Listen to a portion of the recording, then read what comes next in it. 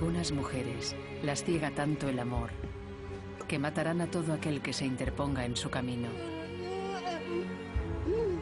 Una mujer con problemas que usa veneno para lograr su objetivo. Matar a quienes se interponían en su camino hacia la felicidad era totalmente lógico. Una madre encaprichada, tan obsesionada que se convierte en asesina.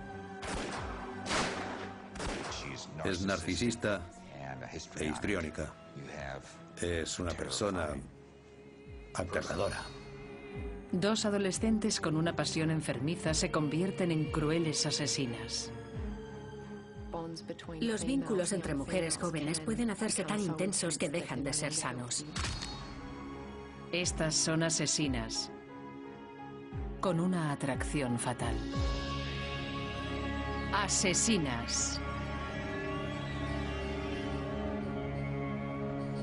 Atracciones fatales.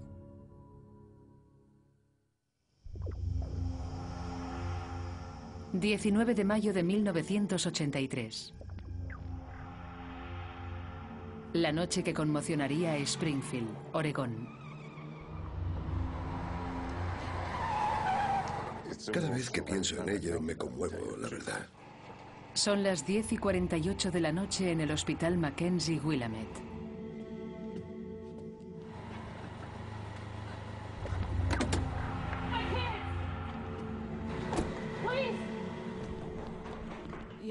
Fue mucho más que triste. Un coche familiar se ha convertido en ambulancia. Me llamaron para que volviera al hospital porque habían disparado a unos niños. Es la pesadilla de cualquier madre. 3 hijos a quienes un extraño ha disparado. La madre soltera, Diane Downs, también ha recibido un balazo en el brazo. Había 3 niños. Cheryl, Christy y Danny. Y Cheryl ya había fallecido. El doctor Stephen Willite y su equipo médico intentan salvar a los 2 niños supervivientes. Christy tenía un par de heridas de bala y no tenía tensión arterial ni pulso. Estaba completamente pálida y parecía haber muerto. Esos niños habrían perdido la conciencia gradualmente, sufrirían mucho dolor y su tensión arterial iría descendiendo poco a poco. Los médicos y enfermeras trabajan frenéticamente contrarreloj. Se debería recibir atención médica antes de que los niveles de oxígeno dejen de llegar al cerebro. En ese punto se entraría en muerte cerebral.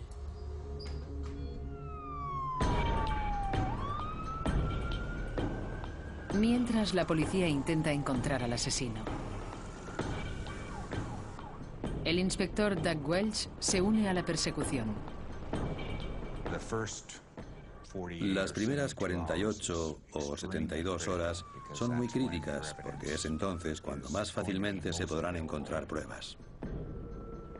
A Diane la llevan hasta el lugar del crimen y explica lo que ha pasado. Diane iba conduciendo por la carretera en esta dirección.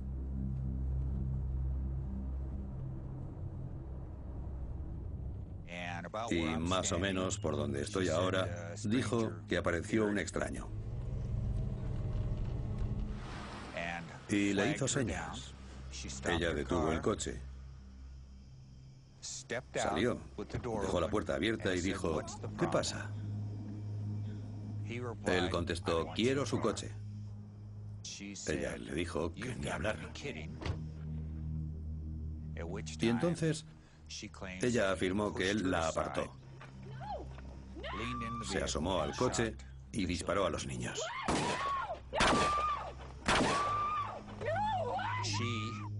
Dijo que fingió tirar las llaves del coche al campo. Él disparó el arma y la alcanzó en el brazo izquierdo. Entonces ella lo apartó, subió al coche y Según su versión, salió a todo gas hacia el hospital. En el hospital, Christy Downs, de 8 años, podría ser la segunda víctima mortal. Le han disparado en el cuello.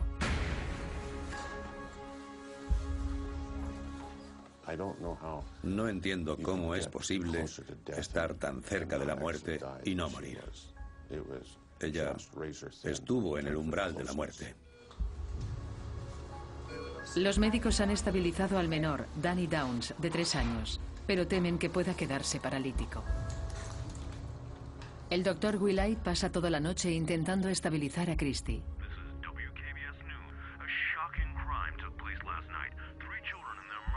Y por la mañana, Springfield se conmociona con la noticia. Oí por la radio que habían disparado a una mujer y a sus hijos en la antigua carretera de Mohawk.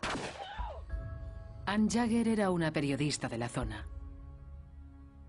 Era tan aberrante que quise descubrir lo que había pasado y llegar al fondo del asunto. Todo el mundo quería respuestas, y la policía pensó que la mayor de los 2 niños supervivientes, Christy, podría ayudarles. Pero una apoplejía de momento le impide hablar. Entonces, sucede algo extraño cuando Diane va a visitar a Christy.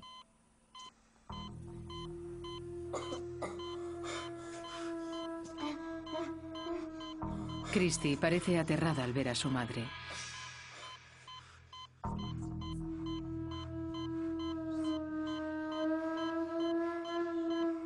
Y Diane sugiere algo sumamente sorprendente. Me dijo, verá doctor, creo que ha de desconectarla porque sé que tiene daños cerebrales. Le contesté, no sabemos si tiene daños cerebrales. Ni siquiera le hemos hecho las pruebas. Y me dejó muy sorprendido, completamente sorprendido. Cuando el inspector Doug Welch se entera de eso, no le pilla por sorpresa. Tiene serias dudas sobre la versión de Diane.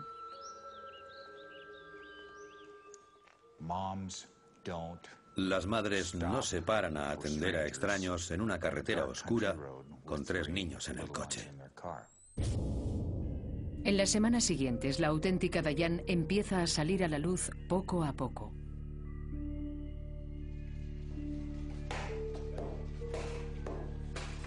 La policía averigua que su marido la dejó porque a ella le encantaba flirtear. Diane era famosa por eso en el servicio de correos de Arizona, donde había trabajado meses atrás. Diane se sentía enseguida atraída por cualquier hombre que conociera. Y no tardaba nada en tener relaciones con ellos y en usar el sexo para aferrarse a un hombre. Creo que de niña no se ocuparon de ella. Y con los años empezó a reclamar atención como mejor le parecía. Y cuando creció y descubrió que los hombres se interesaban por ella, eso la enganchó. Su pasado y su comportamiento desde el tiroteo le hacen pensar al inspector Welch que Diane quizás no sea una víctima. Le gustaba tener relaciones con hombres casados. Creo que poder controlar la situación era vital para ella. En varias ocasiones nos habló de su novio en Arizona y decía lo bueno que era, cuánto le echaba de menos y las ganas que tenía de que él se mudara a Oregón con ella. Pero el novio de Diane no pretendía trasladarse a Oregón. Él cortó con ella. Iba a volver con su esposa. Pero Diane no lo aceptaba. Insistía escribiéndole cartas seductoras. Su obsesión se estaba convirtiendo en una atracción fatal para aquellos que se interponían en su camino.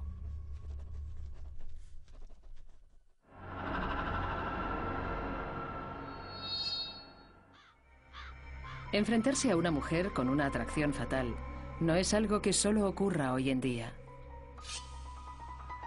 La historia nos demuestra que no hay peor furia que la de una mujer desdeñada. Los mansos tal vez hereden la tierra, pero sin duda pueden ser un peligro mientras están aquí. Esta es la historia de Martha Wise. A veces los mansos contraatacan y cuando lo hacen no es nada agradable. En 1925, Martha se convertiría en la asesina en serie más famosa de Ohio. Antes no había existido un caso igual al de Martha Wise, para que la gente se hiciera una idea o imaginara que algo así era posible. El escritor de novela negra John Stark Bellamy II ha documentado más de 140 asesinatos. Pero la historia de Martha los supera a todos. Intentó matar a 21 personas. Era una atracción fatal descontrolada de una mujer a la que no quería nadie. De todos los asesinos sobre los que he escrito, Martha Wise es por la única que he sentido compasión.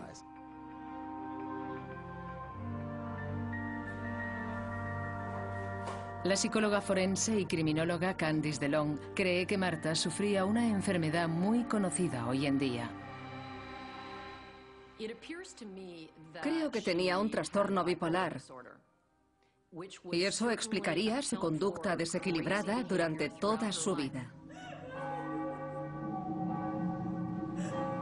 En el entierro de su esposo, Martha da muestras del comportamiento que la gente de Hardscrabble, Ohio, esperaba. Incluso su familia cree que Martha tiene problemas mentales. Han oído comentar que Martha se pone a gritar en la calle, quema graneros y roba sin ningún sentido. Incendiar graneros, robar, todas esas cosas que, sinceramente, si sucedieran ahora, incluso en una comunidad pequeña, harían que la detuvieran y la internaran en un centro psiquiátrico. Pero la atención psiquiátrica en las ciudades pequeñas en los años 20 no existía.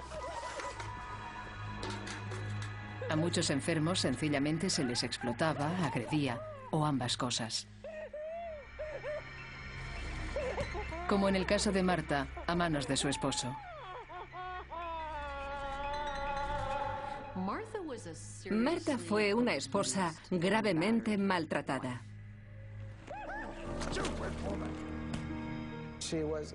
Era una persona limitada y muy desgraciada, a quien maltrataron casi todas las personas con las que vivió desde que nació. Al morir su esposo, Martha deja de sufrir agresiones matrimoniales. Pero con 4 hijos que criar, necesita apoyo. No hay que olvidar que durante los 30 años anteriores, a Martha la consideraban una mujer rara. Pero seguro que después de que él muriera, enloqueció aún más. La mente inestable de Martha se estaba descontrolando. Empezó a sufrir una obsesión nueva. Sin explicación, empieza a aparecer en los entierros de desconocidos. No es habitual que alguien se obsesione con los entierros y la muerte. Y con la ceremonia y el duelo que acompañan a los entierros y a la muerte de alguien. Es una conducta aberrante. Pero 2 años después de la muerte de su marido, la suerte de Martha cambia. Conoce a un hombre con el que quiere casarse. Pero su madre se lo prohíbe. El pretendiente de Martha ya está casado y tiene 5 hijos. Martha no era una mujer estable. Estuvo desequilibrada mentalmente casi toda su vida. Y Martha se enamora de alguien y su familia le prohíbe que se case con él. Sin duda, esto le provocó un tremendo resentimiento. Muy pronto, la familia y Hardscrabble lamentarían lo mal que trataban a Martha Wise.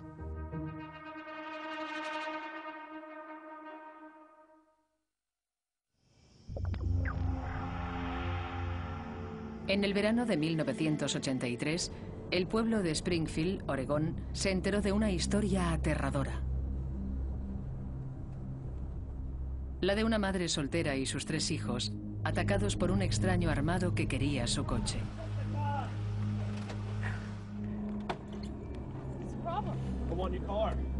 Cuando la madre, Diane Downs, de 28 años, se niega, ocurre la desgracia.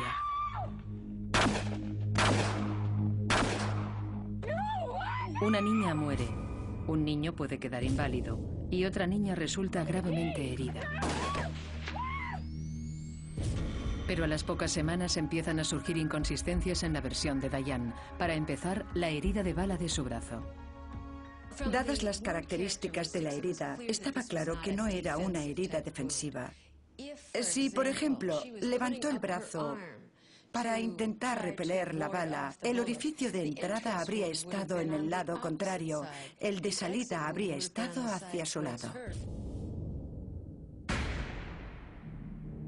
La periodista de televisión Ann Jagger, al igual que otros, le hace preguntas muy directas. Le dije, solo me queda por hacerle una pregunta más. ¿Por qué se enrolló una toalla en el brazo mientras sus hijos se estaban desangrando? Y ella contestó, pensé que si no me salvaba, si moría desangrada, no podría salvar a mis hijos. El inspector Doug Welch sospecha desde un principio. Ahora van apareciendo más pruebas contra Diane Downs. Su versión de que fue a toda prisa al hospital resulta ser una invención. Un señor y su familia iban conduciendo detrás de Diane. Ella iba tan despacio por esta carretera que el velocímetro del hombre apenas superaba el mínimo.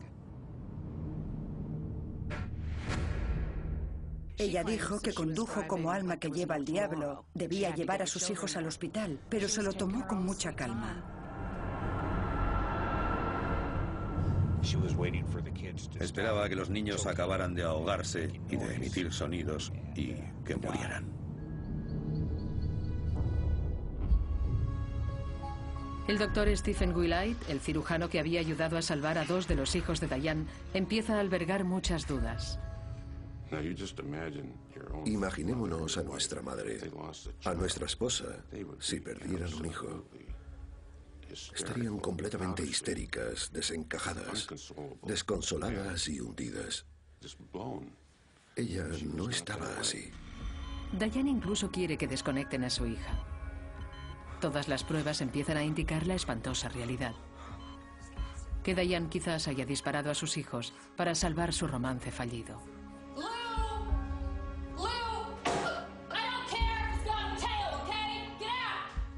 ¿Son los rasgos de personalidad que vemos en mujeres que cometen crímenes pasionales? Carencia de autocontrol, incapacidad de enfrentarse a problemas durante mucho tiempo, de resolverlos de un modo sano y maduro. Es mucho más sencillo hacer lo que quieren hacer y quitarse el problema de encima.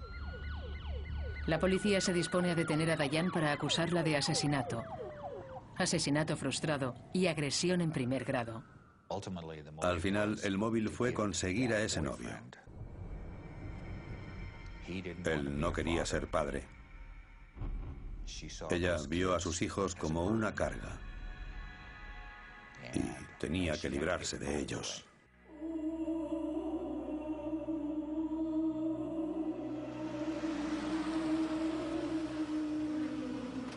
¿Se imaginan lo que implica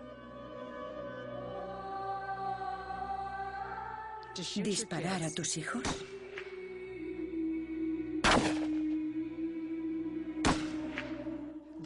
Dispararte a ti misma y después conducir hasta el hospital. Hace falta sangre fría. Los fiscales alegaron que la llegada acelerada de Diane al hospital Mackenzie Willamette fue pura comedia. Diane es muy inteligente. Creo que supo a la perfección mantener su versión y ser consecuente con ella durante bastante tiempo. Pero el plan de Diane acaba por fracasar. Hay una testigo que puede acabar encerrándola por asesinato. Christy, la hija. Y necesitábamos que Christy se recuperara para poder testificar y contar lo que había pasado. Christy mejora. Y por fin, en el juicio, le cuenta al mundo que su mamá era la asesina. Fue mucho más que triste. Fue tan duro oír a esa niña contar la verdad con su madre ahí sentada, mirándola. La niña fue muy valiente. Diane Downs es declarada culpable de todos los cargos y condenada a cadena perpetua más de 50 años. En varias apelaciones que no prosperaron, Diane siempre ha negado su culpa. Es calculadora, es narcisista y creo que también tiene tendencias sociópatas. Es una sociópata, sin duda.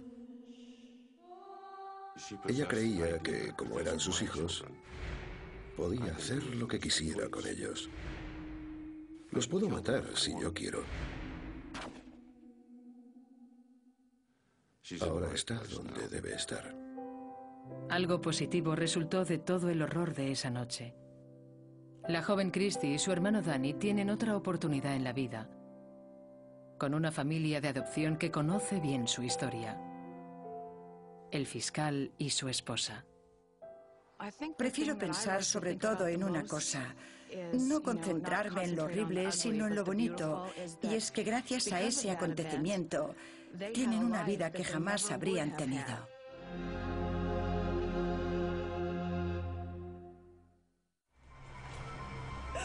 En 1924, Hardscrabble, una pequeña ciudad de Ohio, era un lugar difícil para todos, pero sobre todo para los enfermos mentales.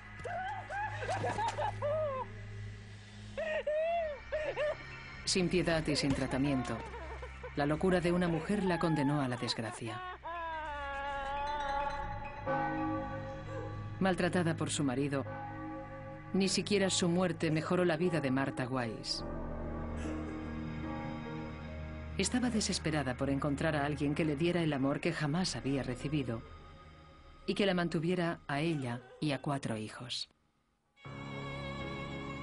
Cuando encontró un posible marido nuevo y su familia le impidió seguir con él, Martha estalló. Su locura afectaría a todos aquellos que le hicieron daño. Martha decidió que la mejor forma de solucionar eso, y creo que había mucha venganza acumulada desde su infancia, era matarlos. Martha invita a cenar a su familia en acción de gracias. Ataca por primera vez. Tal vez no fuera la más inteligente del mundo, pero sabía cómo actuar de forma rotunda. Fue a la farmacia, vio al farmacéutico y le encargó unos 60 gramos de arsénico. Dio la excusa típica de todos los envenenadores, que necesitaba el arsénico para matar ratas porque estaban invadiendo su despensa. El arsénico se ha empleado para asesinar durante siglos. De modo que en los años 20, los compradores debían firmar con cada compra que hacían, por si había que localizar a un asesino.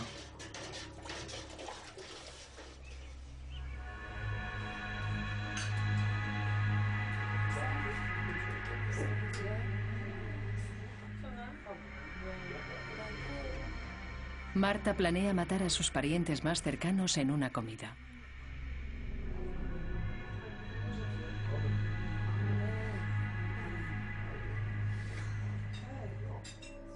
En la mente de Martha, matar a quienes se interponían en su camino hacia la felicidad, su madre, su tío, su tía, era totalmente lógico.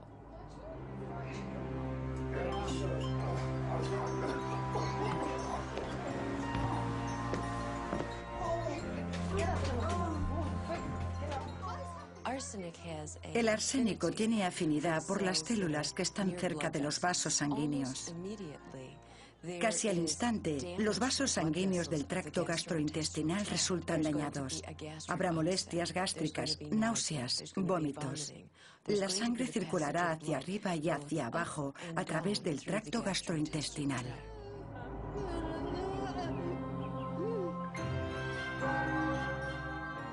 La madre de Marta, Sophie, sucumbe. Pero su tío y su tía sobreviven y piensan que la muerte de Sophie es un desgraciado brote de gripe. La gente daba por hecho la aparición de estas epidemias, así que nadie tuvo dudas. A nadie se le ocurrió que entre ellos viviera una maníaca vengativa que estuviera orquestando la enfermedad y la muerte. Los síntomas de la gripe pueden ser náuseas, fatiga, vómitos, diarrea, y los síntomas del arsénico pueden parecerse a estos. Marta aún no ha acabado con su familia. Ni mucho menos. Durante el año siguiente, envenena a 18 parientes más.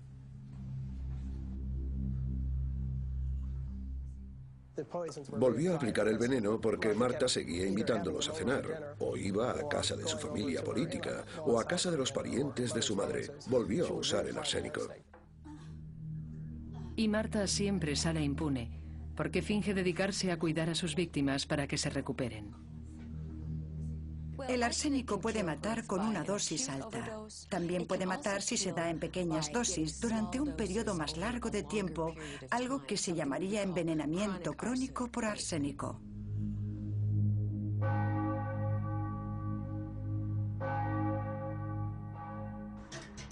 Marta se está librando de los que se interponen en su camino hacia la felicidad.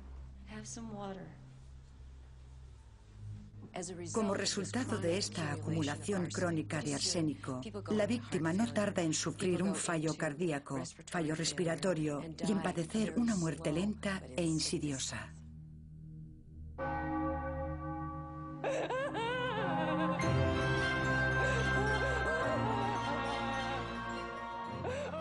Pero el plan tenía un fallo fatídico.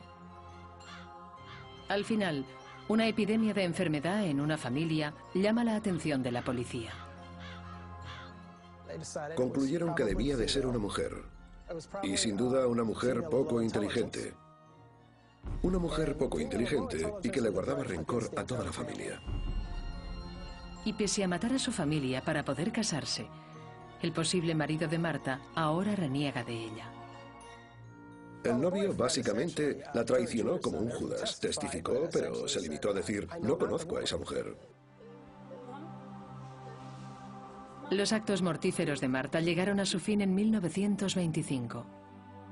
Había matado a 3 parientes y lisiado a más de una docena con envenenamiento crónico por arsénico. La sala del tribunal de Hardscrabble escuchó las reveladoras pruebas forenses.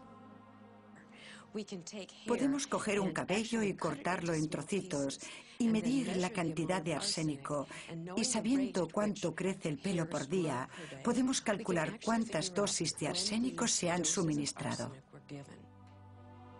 A Marta la acusan de asesinato en primer grado. Su locura no sirve de atenuante. Por aquel entonces no se les llamaba psiquiatras ni psicólogos, sino alienistas, un término que me encanta. Y examinaron a Marta y lamento decir que la declararon lo bastante cuerda como para ser juzgada. Marta pasaría el resto de su vida en el Correccional de Mujeres de Ohio. Pero entonces, lo más curioso pasaría en la extraña vida de Marta. Por fin encontró la felicidad. La cárcel fue el lugar más feliz donde había estado Marta y donde mejor la trataron comparado con la familia de sus padres, la de su marido y mientras fue viuda. Sin duda, la mejor etapa de su vida. Marta vivió mejor en la cárcel que en la vida real, porque la cárcel le resultaba más fácil.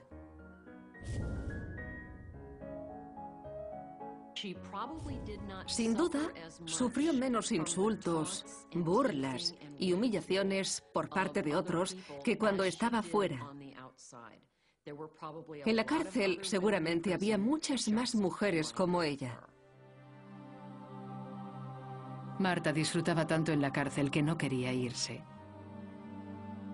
Cuando la soltaron, a los 79 años, volvió al día siguiente.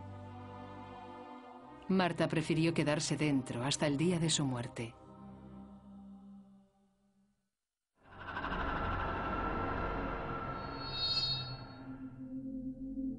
El amor puede cambiarlo todo, para mejor o para peor. En Australia, en 2006, 2 mujeres jóvenes conmocionaron al país.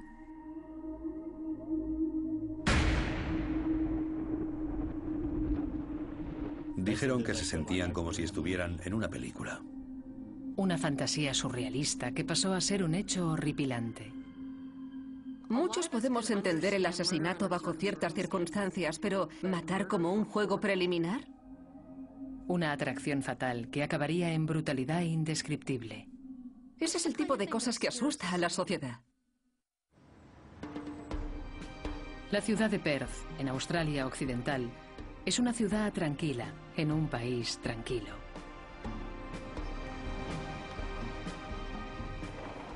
Pero en diciembre de 2006, este barrio pacífico pasa a ser el lugar de un crimen.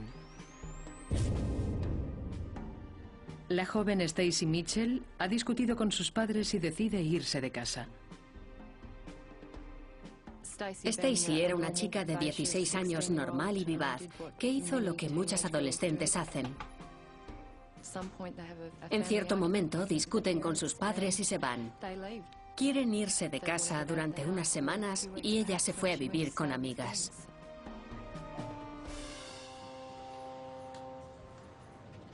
La periodista Christiana Jones y su colega Michael Bennett siguen asombrados ante la desgracia de la decisión fatídica de Stacey. Stacey se quedó sola en esa situación, sin saber realmente con quiénes estaba, y resultó estar en el lugar y el momento equivocados. Una amiga común le propone a Stacey que se quede con 2 amantes. Valerie Parashamti, de 18 años, y Jessica Stasinowski, de 19. Creo que la relación que éstas tenían era intensa, posesiva y obsesiva. Querían demostrarse una a otra que estaban comprometidas. Pero la llegada de Stacey parece hacer peligrar la relación. Stacey es vital y atractiva, y Jessica la considera una rival. Stasinowski, que tenía un trabajo a jornada completa por entonces, empezó a tener celos del tiempo que Parashamti y Stacey pasaban juntas durante el día. Si Stacey se estaba interponiendo sin querer entre las 2 chicas, Jessica se asegura de que no será por mucho tiempo. Según ella, la víctima era una amenaza para su relación con la otra autora del crimen.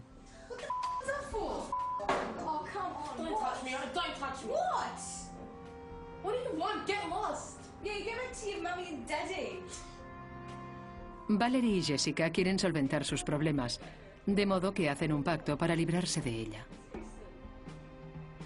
No planean echarla, planean asesinarla.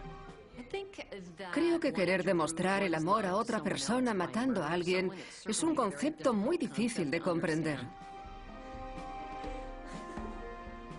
En la mente del asesino seguramente tendrá sentido. Ya hemos oído casos así antes. ¿Cómo se pueden convertir los celos adolescentes tan rápidamente en un plan de asesinato? El periodista Michael Bennett necesitaba saberlo, así que indagó más a fondo. Parashamti tuvo una infancia terrible. Dijo que desde los 3 años hasta los 16, su padre abusó de ella. Su padre había estado en prisión por pegar a su esposa.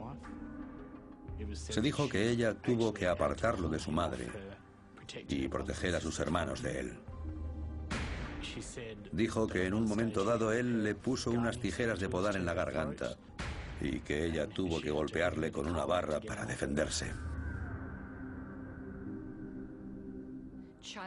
Haber sufrido de niño agresiones negligencias graves y abusos sexuales a manos de un adulto suele ser frecuente en las historias de personas que cometen este tipo de crímenes. El pasado de Valerie Parashamti podría haberla predispuesto para la violencia.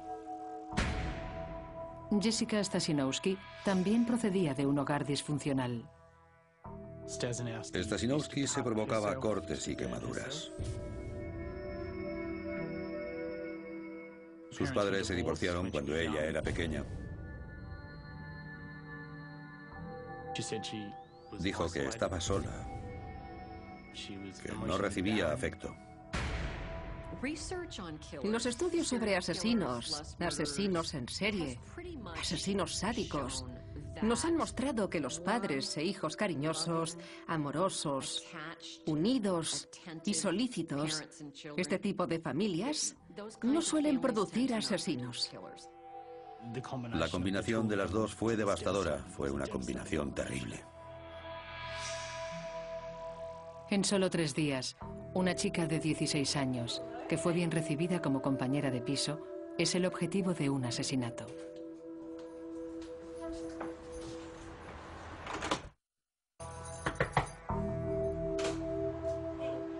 Stacy Mitchell, de 16 años, no imagina que va a ser la víctima de un pacto de amor asesino.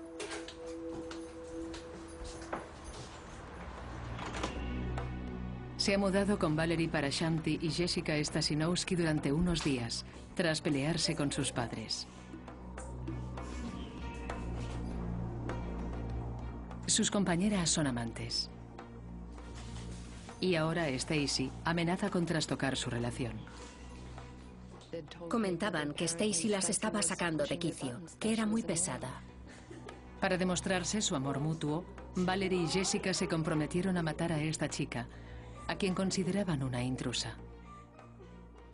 Querían demostrarse la una a la otra que estaban comprometidas. ¿Por qué eligieron hacerlo de este modo? ¿Quién sabe? Este no es un crimen muy meditado, no es un asesinato muy bien planeado. Tiene toda la pinta de ser un acto de delincuentes jóvenes. El asesinato empieza con una fiesta, con whisky y baile.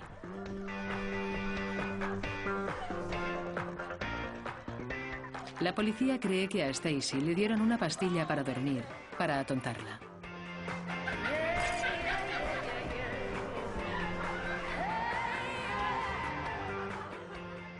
Las dos amantes parecen estar interpretando una fantasía. Incluso han elegido la música idónea. La Pasión de San Juan. Que escogieran la música indica que era parte de una fantasía. A una de las asesinas le gustaba esa música en concreto y creyó que realzaría esa experiencia. El arma del crimen es un bloque de cemento. El fiscal dijo a la sala que al principio Parashamti dudó un momento mientras sostenía el bloque.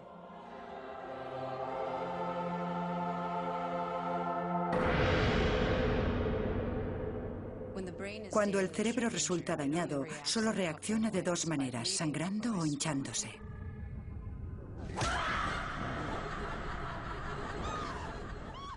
Cuando el cerebro se inflama, no tiene mucho espacio para hacerlo, o bien a través de las fracturas o, con más frecuencia, hacia un orificio en la base del cerebro llamado el foramen magno.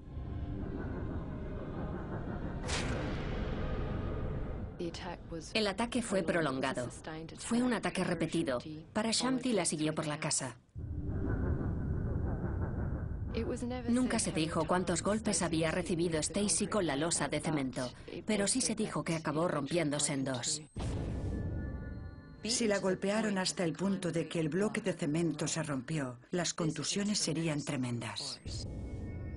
Después estrangularon a Stacy. Había lazos afectivos en juego. No solo tú eres la asesina, las dos juntas somos asesinas. 2 años después, los periodistas Michael Bennett y Christiana Jones siguen desconcertados por este crimen atroz. Uno de los aspectos más sorprendentes de este caso fue que las asesinas solo conocían a Stacy de 3 días. Pero el asesinato fue brutal, cruel y prolongado, y se hizo con toda la intención, y a la gente le costó aceptar esas dos cosas. También cuesta mucho entender que al parecer eso les excitó. Después ambas escribieron en su diario que podrían haberlo hecho mejor, que podrían haberlo llevado a cabo de otra manera.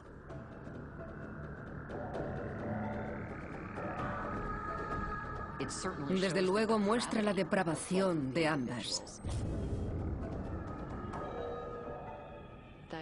Filmaron el cadáver de Stacy con un móvil.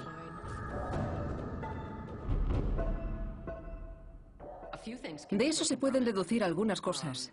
Mirad lo que hemos hecho. ¿A qué molamos? ¿La víctima es tan insignificante?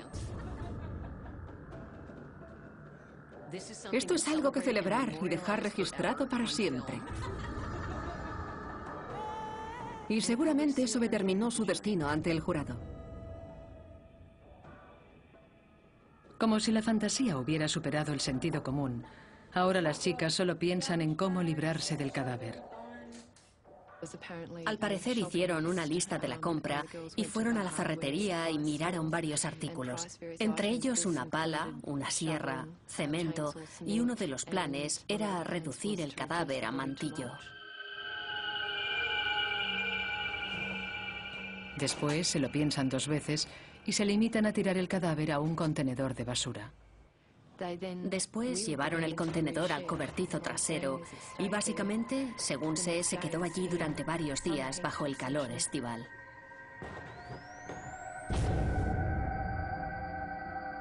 Los preocupados padres de Stacy informaron de su desaparición a la policía.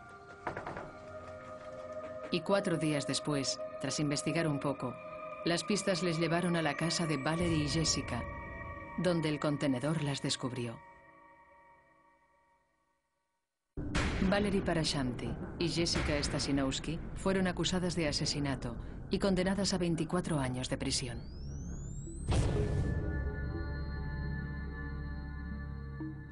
Cuando las vi por primera vez en el juicio, su comportamiento me impresionó.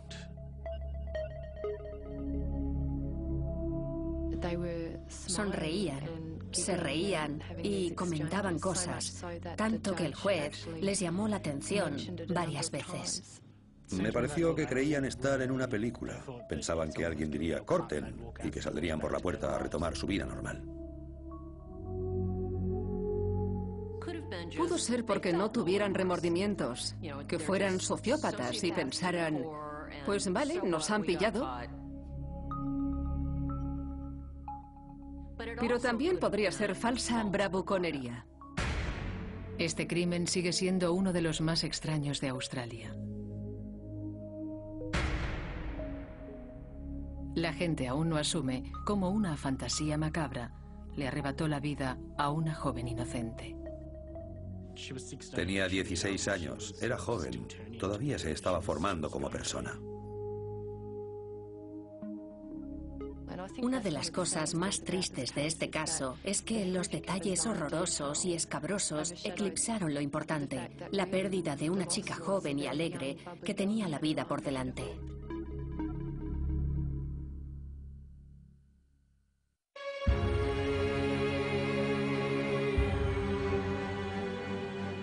Todas estas mujeres se vieron envueltas en atracciones que no pudieron controlar. En su mente, el fin justificaba los medios, por muy atroces que fueran. Sacrificar niños, asesinar a una adolescente inocente, matar y mutilar indiscriminadamente. Estas asesinas compartían una atracción fatal, pero otros pagaron por ello.